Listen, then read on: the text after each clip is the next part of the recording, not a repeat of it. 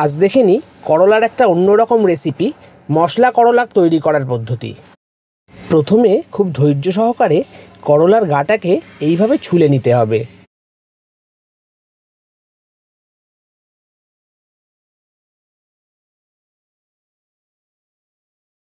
সবকটা করলার গা এইভাবে ছুলে নিয়ে এবার করলার বৃন্তের দিকটা একটু বেশি এবং পেছন দিকটা তুলনামূলক একটু কম করে কেটে নিন।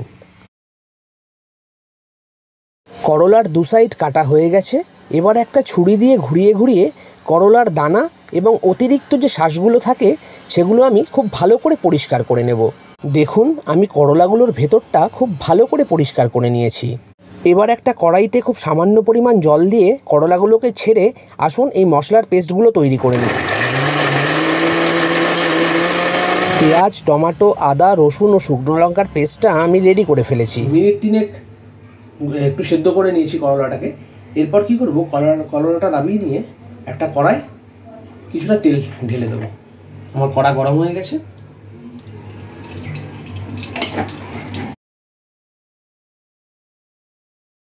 তেল গরম হয়ে গেলে সেই গরম তেলে খুব সামান্য পরিমাণ কালো জিরে দিয়ে এবং তৈরি করে রাখা মশলার পেস্টগুলোকে তার মধ্যে দিয়ে খুব ভালো করে নাড়তে থাকুন।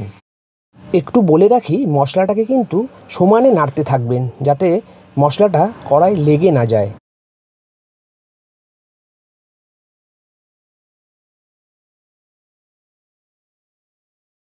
দেখুন, মশলাটা তেল ছেড়ে দিয়েছে।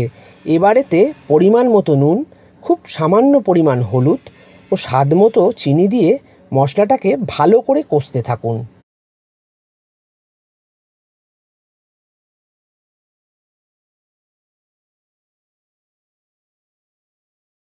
করলার আইটেম বলতে করলা ভাজা, করলা শুক্তো এগুলো তো আমরা খেয়েই থাকি।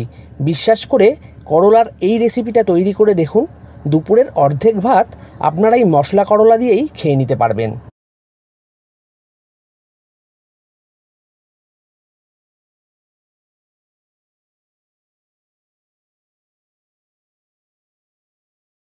নাড়তে নাড়তে যখন মশলার জুসি ভাবটা চলে গিয়ে একটু ড্রাই হয়ে যাবে, তখন এই মশলাটাকে অন্য একটা পাত্রে নামিয়ে ফেলুন।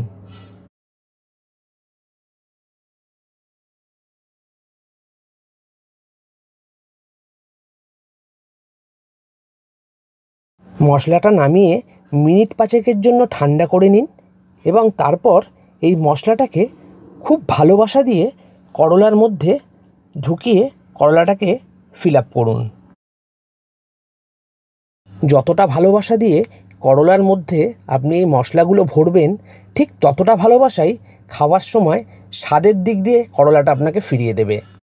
আমার অন্যান্য ভিডিওর মতো এবারেও বলে রাখি, আপনাদের যদি আমার এই ভিডিওটা ভালো লাগে তাহলে অতি অবশ্যই আমার চ্যানেলটাকে সাবস্ক্রাইব করে বেল নোটিফিকেশানটা অন করে নেবেন।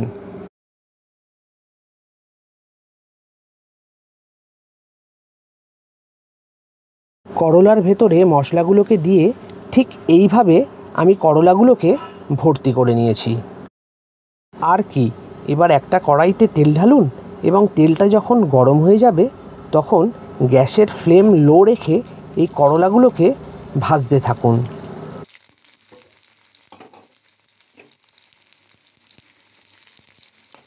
আর একটা কথা মাথায় রাখবেন, গুণীজনেরা বলেছেন রূপের দিকে না গিয়ে গুণের দিকে যেও। তাই এই মশলা করলার রেসিপিটা দেখতে যাই হোক না কেন, খেতে কিন্তু অসাধারণ হবে। আর কি, করলাগুলো যখন খুব ভালোভাবে ভাজা হয়ে যাবে তখন করলাগুলোকে একটা পাত্রে নামিয়ে নিয়ে একটা ছুরি দিয়ে পিস পিস করে কেটে একটু গোলমরিচ ওপর থেকে ছড়িয়ে গরম ভাতে সার্ভ করুন। এর মতো মজাদার রেসিপি আর অন্য কিছু হবে না, বিশ্বাস করুন, একবার ট্রাই করে দেখুন। ধন্যবাদ।